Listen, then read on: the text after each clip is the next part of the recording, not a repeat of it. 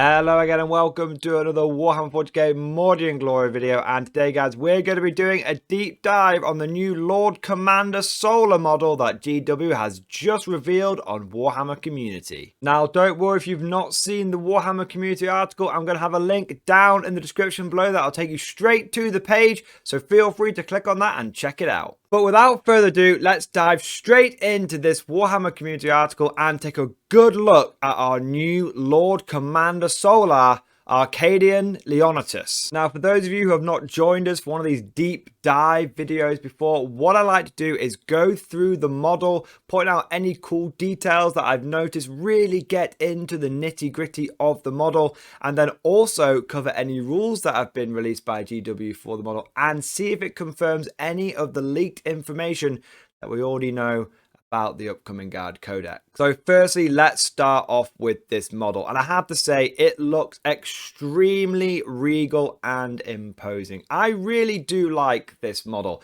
I think it feels very Imperial Guard. It's a classic commander on top of a horse, very Napoleon-like. He's very imposing. He obviously looks like a Lord Solar. He looks like a high commander of some kind. He comes with all of the pomp and ceremony that embodies some of the best aspects and some of the worst aspects of the Astra Militarum. One thing that's very important about this model is it is unmistakable what it is. You put this on the tabletop and your opponent is going to know that you've just placed down the Lord Commander Solar. And that's really important. One thing that I think could be very difficult when creating Imperial Guard characters, and GW has had lots of success at doing this, but one thing that as a rule can be quite difficult is having your officers and your leaders stand apart from the rank and file. I can't tell you the number of times during 8th and 9th edition when I have had my platoon commanders, my company commanders, even some special characters like Creed running around and they're mixed in with the general mass of a platoon pushing forward trying to take an objective, and my opponent is struggling to pick them out. With a lot of the new models that we've seen, that shouldn't be a problem anymore going forward, and this model is a very clear example of that. It's not just a dude riding on a horse that could easily get mixed in with some Rough Riders. No, he is an opposing model. His horse is very unique. He is very unique. And I think that is a big plus because it's going to make it important for you when you're placing it down psychologically. Your opponent's going to be like, oh crap, he's placing this thing down. But it's also important from like a competitive point of view and a fairness and a gameplay point of view that your opponent knows what each model is at a glance. If I was to have one criticism about the model overall, it would be that it does feel a bit Age of Sigmar-y. I mean, perhaps it is the style of the armor they've gone for on the horse. I also think it's very much this sort of halo above the Lord Commander's head. But it definitely feels kind of Age of Sigmar-y.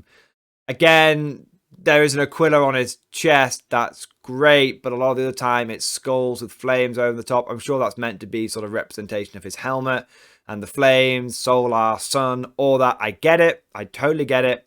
But it just feels a little Age of Sigmar-y. I mean, this armor on the horse really reminds me of the old Empire Hippogriff Rider cavalry. And I suspect that what we're seeing here is something we've seen a bit with some of the other guard models as well, and also with a lot of the Votan stuff, is some digital assets being reused. So, for example, when we were looking at the Rogel Dawn, I pointed out that the exhaust manifolds on the Rogel Dawn are exactly the same as the Sentinel ones. They've just been turned upside down. Again, I feel like that's what we're seeing here. GW pulling out some of those old digital assets. I'm not sure if they still sell the Empire Hippogriff Cavalry, but it looks like that. Now, I think, again, that could massively be down to the paint job that GW's done. And I think that when we actually get our hands on these models, and especially this Lord Solar, it's going to look really good. But that would be my one criticism. I think they've gone slightly too far into making it look like Alexander the Great or some Roman general on a horse or some ancient Greek general on a horse. Yeah, you've done that, GW. You've done that really well, but I think you might have done it too well. But I want to be clear, I love the model. I think it looks really cool. It's very imposing. I can't wait to get it painted up in my own colours. Yeah, a great model. just one small criticism, and I know I've seen a few other comments about that, you know, looking a bit like an Age of Sigmar model as well. Now, let's dive into the details of this model. I mean, it is so imposing. It's so heroic. It looks really, really good. Now, first to mention is the sword. Now, this sword is actually called Conquest, and I believe it is meant to be the Blade of Conquest, the Lord Solar Macaris' old sword. You know, and I think that's really cool that it's become now a mark of office, a bit like the the power sword of Hieronymo Sondar from Gaunt's Ghost. That was not only an ancient relic of unimaginable power, you know, in sword form, but it was also a symbol of office. And I think it's a nice nod that the Blade of Conquest, which was Lord Solar Macaris' blade, has now become that mark of office. So I actually really like that Leonatus is wielding it. I think it's a nice nod to the fan base, and I also think it looks good. They've actually, despite how regal the model looks, the sword is one of those they haven't over-egged the pudding on. They haven't overdone it. It's clearly a fancy blade. It's a double-edged blade. It sets it apart from the power sabers we've seen in most of the other guard officers in the new range. It's got a nice enough fancy hilt, but not over the top. I actually think that I really like the style of the sword because it's clear that it's special, but it's not gaudy. It's just, I think they've got that just right. Moving down to the Lord Commander himself, I love the fact that he's got these really fancy leather gloves on. Really reminds me of some of the leather gloves that you used to see in like Star Wars, some of the Empire officers wearing. Maybe, you know, Director Krennic, he always used to wear white gloves like that as well. So I really like the riding gloves as well. I think they look really fancy and really cool, really appropriate for the model. Just that extra level of detail. They could have just had him with normal sleeves and normal hands, but no, they added in those really fancy riding gloves. So that's another big plus for me. Another small, yeah, I think important detail of getting across how fancy this lad is. Moving on to the main head and body of the model itself. The head I like, apart from the halo. I think the halo was a step too far. If you get rid of the halo, what you've got there is a classic yet reimagined version of Lord Solar Macaris' helmet. And I think that's exactly the way I would go with this thing. I personally, when building this model, I think so much of the small issues that some people have with it will get fixed by just taking that halo off. So the helmet I like. The facial expression, actually a decent one. GW's, you know, been a bit 50-50 on getting the faces right recently. But I think they've done a good job with the face and with the helmet. I think just the halo was maybe slightly too far. So that's the one bit that I won't be including when I build my model.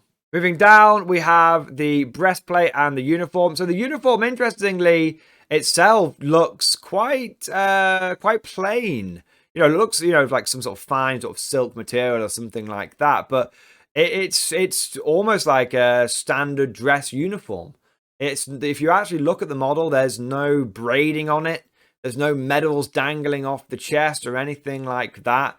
It's actually the fanciness of the lad comes from the armor rather than from all the medals and stuff that he's got pinned to his chest. So that's an interesting way to go with it. And I think it kind of sets it apart. This guy isn't just a general. This guy isn't like, you know, Lord Commander Creed or anything like that. He is a Lord Commander Solar. Okay, this guy is the biggest deal that a basic human can basically get to in the guard. All right, he's a big deal. He's not a guardsman. If you actually look, his uniform looks particularly unmilitaristic, unmodern. You know what I mean? It looks very classical, and I think that's a really small yet important detail. This guy isn't wearing a uniform. He's wearing an outfit. The breastplate itself reminds me very much of the old Resin Lord Commissar model. He had a really prominent breastplate. In fact, it reminds me also of the Master of Ordnance breastplate. If you go and get your old regimental advisor and look at the Master of Ordnance, he has a breastplate like this with a very big Aquila on it. Again, maybe it's some sort of digital asset reused. I doubt it. I think it's more of a coincidence. I do really like this style of breastplate, and I think it's also important that we notice that it's on a Lord Solar. We've seen this kind of breastplate on a Commissar. We've seen this kind of breastplate on a regimental advisor. Again, it's not a uniform. It's not a set of flak armor, okay? We tend to find that GW gives these kind of breastplates out to models that are meant to be regiment agnostic. And that's really important, this guy. This guy isn't the leader of the Cadian 8. This guy isn't the leader of the Mordian 50th Rifles or some Armageddon Steel Legion unit. He's not a leader like that. He is a Lord Commander Solar. He embodies all of the Guard regiments. And so, whilst the model does look very Age of Sigmar-y, and I won't, flog that dead horse anymore, what I would say is they've done a great job of making the model look regiment agnostic. Now, for some people, they're going to love that because it means that you can build this model and you can plug it into, if you've got multiple Guard armies, maybe you've got a Scion army, maybe you've got like a Mordian army like me and an Armageddon army, maybe you've got multiple Guard regiments and it's like, oh, well, I don't need to buy 3 of these models and paint them up in my regimental colors. It's like, I could just paint it at once and it'll plug into any of the armies. Imagine if Guilliman had come back, but it wasn't called Guilliman, and it was a generic sort of high commander of the Imperium that any Space Marine chapter could have plugged in.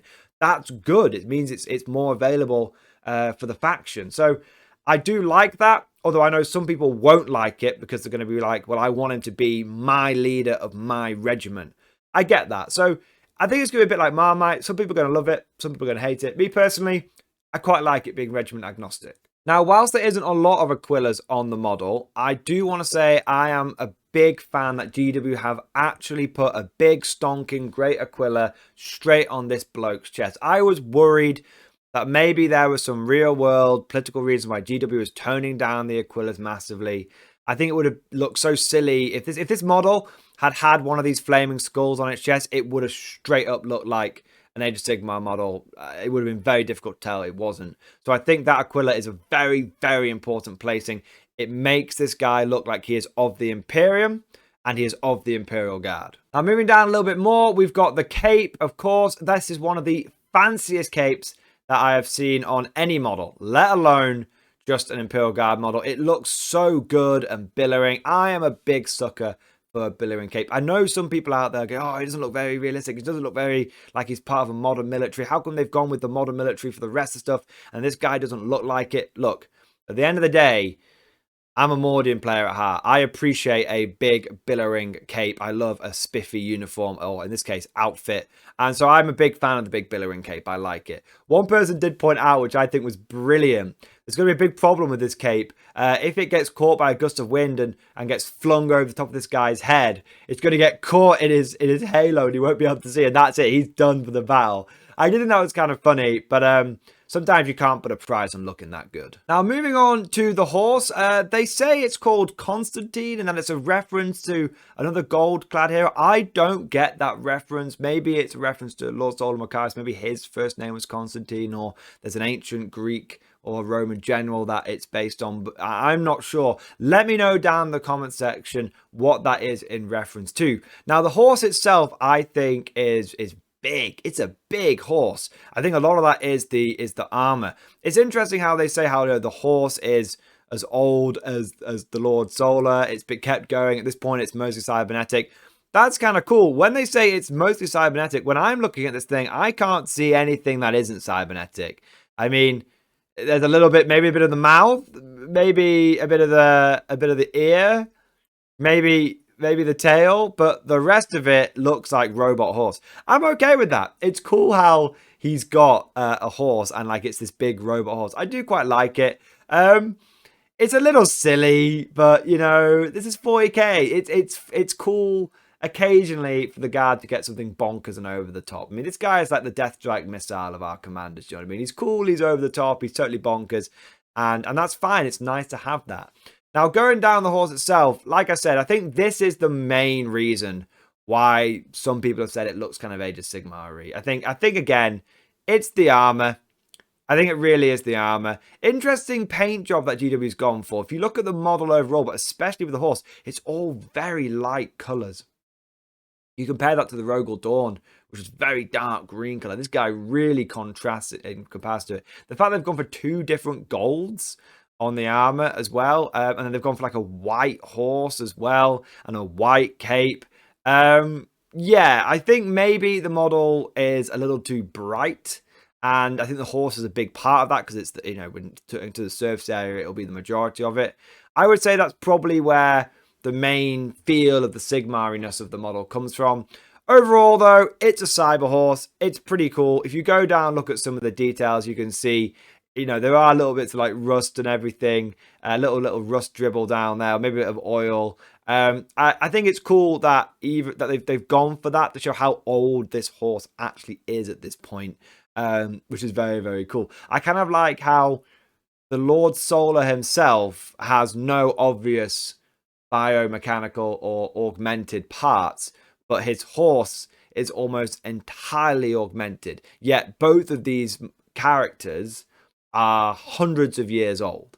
So I do quite like that. It's just a little bit of a juxtaposition, a little bit of a contrast between how what the Lord Solar sort of feels about himself or what the treatment he gets, and his horse obviously still gets the best treatment ever, but no rejuvenant treatments for the horse. You get augmetic. So I'm sure someone of a greater philosophical mind than me will be able to work out the deeper meaning behind that. But I just thought that was a cool little detail that I noticed, that he has no mechanical parts, but his horse is almost entirely mechanical. So if we scroll down a little bit here, we can see a close-up of the model. Again, close-up detail of the face and the sword and the horse, slightly different angle. What's really interesting is what they've perched it on top of. It looks like it's some sort of chaos war machine or altar that has been smashed, and he's on top of it. I personally am not a massive fan of putting such a massive faction specific piece of area terrain on the model. I mean, it's cool, don't get me wrong, but even with Helbrecht for the Black Templars, they had it where you could build it on a bit of rock, or a bit of rock with an orc on it, so you could have it either way. With this, I feel like it's very tied into being against chaos. What's going to happen if you are not fighting against a chaos army? Oh, he just brought a bit of chaos artifact with him. Isn't that a bit heretical? So I think the whole tactical bit of rock, but it's not a rock, it's a bit of chaos that he stood on, is a big miss for me. I don't mind a good tactical rock. I would have preferred it if they'd actually kept it a bit more generic.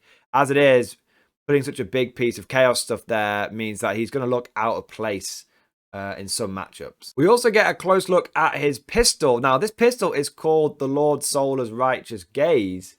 And what's interesting is when we read about this weapon on the datasheet leak, I thought that meant he was going to have like Yarrick's eye or something, but he doesn't. Again, there's no mechanical parts on this guy. He's all rejuvenant, all natural, all the way. And his pistol is actually a pistol called the Lord Solar's Righteous Gaze. Little bit of a missed opportunity there. Again, if they're going to write Yarrick out of the codex, it would have been nice to have a nod to him if the new Lord Solar Commander had his Baal Eye, and he had once Yarrick had passed, as a nod to the work that venerable commissar did, that the old man did. Not only did the blade of Macarius, the Sword of Conquest, become a mark of the Lord Solar, but also Yarrick's eye, his Baal Eye, became a mark of a Lord Solar. That would have been very cool as well, and a great nod. And I think a lot of Yarrick fans would have helped them accept the fact that he's not in the new codex. But as it is, it's cool. It looks very fancy. It looks like it's got some sort of ivory handle, but it's just a pistol. Now, if we take a look at the rest of the article, we can see here's a cool bit of artwork with the Lord Solar next to a Rogel Dawn. Again, you can see they've tried to cover it up with this bit of barricade. I don't know if that's a new piece of barricade. It looks kind of cool. I mean, I have been told that an Aegis defense line is going to be in the Guard Codex. Maybe we're getting a new Aegis defense line model. Maybe that's it. Let me know if you know what piece of terrain that is, but it looks new to me. But you can see that he is stood on that bit of chaos artifact, whatever it is. So yeah, that's going to be part of the model, I think. But it's cool to see, the guy, leading the troops forward. You've got the Sentinel in the background.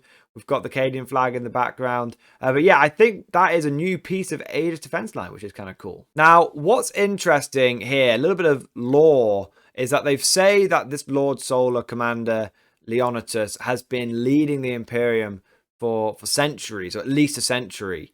It's interesting that they've gone down that route with him. I thought they would have gone down a route of he's a new Lord Solar, he's been elected, or maybe the rank of Lord Solar has been brought back in these dark and dire times, and he's a new guy. He's full of vim and vinegar and spunk, and he's ready to go out there and lead new crusades, just like Macarius of old did. And we don't need to wait for the Space Marines. We don't need to wait for Gilliman. The Guard is going to do it, and we're not going to wait around for the Angels. And I think that would have been a really cool route to go down with him. But GW continuing to show, a bit like they did with Call and some of the other recent lore, kind of missing the mark here. I think it is such the wrong thing. My biggest criticism of this model is nothing to do with the model itself. As I've said many times, I really like it. I think it's the lore behind it. Saying this guy's been around for centuries, I think is very silly, because we've never heard of him before. We've never heard of him before. And so for me, a better piece of lore would have been, it's dark times. We need to revive the spirit of Macarius. We need to get something that people can rally around. We're going to have a new Lord Solar. He's going to be young. He's going to be full of vigor. And he's going to push the Imperium's boundaries further than ever before, just like Macarius did. And instead, they've sort of conjured this guy out of nowhere and said, oh, he's been around for years. Yeah, it's like, well, no, he hasn't. We know he hasn't. And again, I think it's such a wrong way to go, because if you're going to start killing off characters like Yarrick with no explanation, and we've just got to assume they've died of old age, then why are you bringing this old dude in that we've never heard of? It's just such the wrong way to go about it. And for me personally, it rubs me up the wrong way. They're bringing back, they're bringing, rather than bringing Creed back in a cool way, they've just made a new character. It's Creed's daughter. You're gonna like her. We've brought back, we've just introduced this other guy who's been around for ages. I don't mind new characters, but new characters are a chance to be new. And I think they've just gone the wrong way with this. So me personally, a little bit of a gripe. Don't want to put a downer on it, but the lore about this guy being really old, I think, is the wrong way to go about it. Some more positive news, though, is that this article really confirms many of the leaks that we've had for the new upcoming Guard Codex. The fact that we know there's a Lord Solar model, that has been confirmed now. The fact that he has a sword called Conquest, we know that now. The fact that the pistol is called Soul's Righteous Gaze. Again, all these things that were semi-confirmed are now confirmed leaks, which is great. The closer we get, the more it looks like that the early version of the codex that we had is going to be very similar to the final thing that hits the shelves, which is good. One big thing that is confirmed, though, is one of the datasheet abilities that was on the Lord Solar datasheet in the Elite Codex. So the Collegiate Astralax. After your opponents revealed their secondary objectives or agendas for battle, if your army contains this model, you can choose to change one of your secondary objectives or agendas. If you do not choose to do so, or if your battle does not use secondary objective agendas, then at the start of the first command phase of the battle, you gain one additional command point. Now, realistically, so firstly, that's great. Again, that was a really specific ability that was leaked, and it's been confirmed basically 100% accurate. So that's really good. Again, we've seen this with the Rogel Dawn. We've seen this with command squads. We've seen this now with this guy. Field orders batteries, all this kind of stuff. All of these things that were rumors, then semi-confirmed, have now become confirmed leaks. So I think the leaks that we have our hands on are pretty accurate. Another thing to mention about his ability is that unless you're playing against a bit of a dickhead, you should basically always start with one command point for taking this guy. The reason I say that is that I have been in many tournaments and in many games where both players have been sort of going through the secondaries. One player gets to the end, we write all three down, and then one player, be it myself or be it my opponent, gets to the end and goes, you know what, I'm going to change that third one. We haven't rolled any dice yet. We haven't even deployed anything yet. I've just want to change one of my secondaries. And I've always gone, yeah, that's fine. And my opponents have always gone, yeah, that's fine. So what's interesting is this is a little bit of insurance in case one of your opponents goes, no, it's locked in. You can't do anything about it. You can go, well, actually, I can because I've got the Lord Solar and we're going to use the Collegiate Astralax. So I am going to change one of my secondaries, so screw you. But realistically, what that means is you're just going to gain an additional command point, which is pretty cool. Now, what's really cool is that we've seen a picture of the limited edition codex, and this is a beaut. This is a real beaut. If you can get your hands on this limited edition codex, that is definitely what you're going to want to do. I mean, The Votan limited edition codex was the same picture but with yellow writing. It just didn't really look very good. This one is way, way better. I fully intend to get my hands on one of these bad boys. And what's really cool is, again, it confirms some of the leaks and stuff that we'd heard around when the Kyrgyzstan's box set started getting announced, that it was going to be, on the codex, was going to be someone riding a horse, Napoleon style, and it very much is like that. So again, very cool, and it's really, honestly, this limited edition codex is one of the best that I've seen GW put out in a long time. I mean, the quality of the cover itself looks good, and you've got these little details like a little Cadian gate down here. Also, interestingly, I don't know who this guy is. He looks kind of messed up, but I also don't know who these honor guard people are back here. They are wearing some fancy armor. Maybe there are some units that we haven't seen yet, but these guys look like proper retainers or attendants for the Lord Solar Commander. And what's interesting, if you scroll back up, you see that it has mention to an army of advisors, priests, tacticians, tarot readers, everything. So it might be that not only do you get this guy, but there might be some new attendants and stuff that will be coming, maybe not in the initial release, but maybe some sort of like second wave for the guard. I really like the look of these guys, and I really hope that we get some models that look like that. But yeah, overall, that is the new Lord Solar model, and he looks really, really good. For me, I give it a solid 7.5 out of 10. Overall for the model. It gets a thumbs up from me. The only thing that I'm sort of knocking points off for is I feel like it looks a little bit Age of Sigmar-y. I don't like the fact that it's on a permanent bit of chaos artifact. That's a bit silly. And I also don't like the lore around it. So that's why I've taken off a couple of points. I mean, this is totally arbitrary. It's just my point system, right? But that's sort of the feel I get with this model. Overall, though, I really, really like it. I will definitely be picking one up. I can't wait to get one and just plug it into my guard armies. And I'm probably going to paint up similar to how GW have painted theirs up, although I might go for slightly darker colours on like the horse and stuff. I do feel like the model overall is a little bright in the colour scheme that they went for. But yeah, overall, I really, really like the model. What do you guys think? Let me know down in the comment section below. I hope you enjoyed today's video. If you have, please consider giving it a like. And if you want to see more of these deep dives and analysis videos as we get closer and closer to the guard release, then make sure you subscribe to never miss an episode. If you really enjoyed today's video and you want to go the extra mile when it comes to supporting the channel, then please consider becoming a channel member or Patreon supporter. It's thanks to the generous support of the channel members, of the patrons, that I'm able to go into as much detail as I am, and I can now do Mordian Glory full time, which means I can spend much more time on producing the videos and finding out as much information as possible.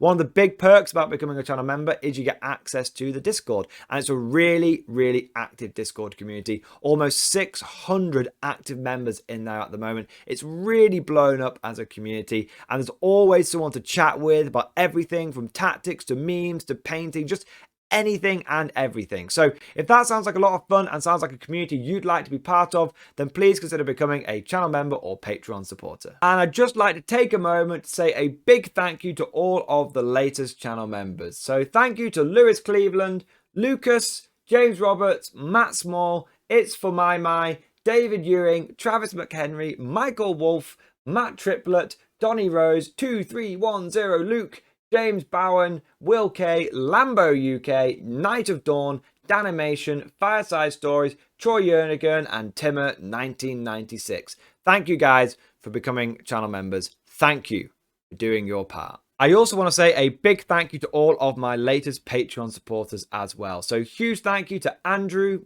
Anthony B, Robert Wilson, Fool's Fate, Owen Thomas, Malice in Wonderland, Siri, James Hughes, Stephen Page, Matty B, Sean Mulligan, and Bonbon Vert. Thank you guys for your ongoing Patreon support. And last but certainly not least, I want to say a personal thank you to all of my top tier supporters.